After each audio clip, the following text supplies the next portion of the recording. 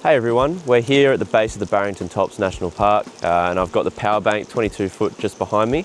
We've stayed here overnight last night and we've certainly been putting it through its paces. We've been running the induction cooktop for a couple of hours, doing some slow cooking last night, been using the heater, the microwave, all that kind of stuff. And then this morning, obviously we're out here cooking some bacon. We got the other induction cooktop going inside with the eggs in there too.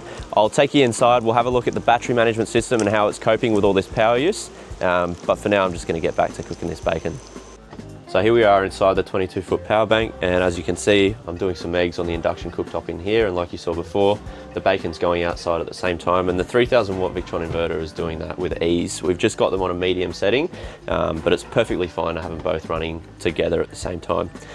Last night, we were using the reverse cycle air conditioner, having it on heat. We were heating the van up. It was nice and toasty. We were using hot water, we were having showers, using the microwave, and I did a bit of slow cooking on the induction cooktop last night for a couple of hours, which is something you wouldn't normally do in a Caravan on an induction cooktop. So with all of that, and we've still got, I'm looking at the battery management system at the moment, we're still well over 50%, and that's using a hell of a lot of power overnight.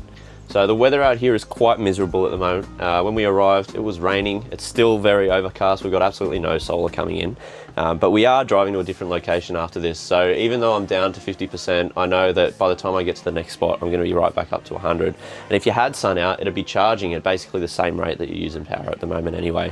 So a lot of people ask, you know, what if there's no sun for a week when I'm off grid? And it's still perfectly fine. Like I said, we were using so much power in this van over the last day or two, and we're still above 50%. So if I knew I had to be conservative, I could very easily make that last a lot longer. So there's really nothing to worry about. We've got customers traveling all over Australia, completely remote, completely off grid, and they're never plugging into power.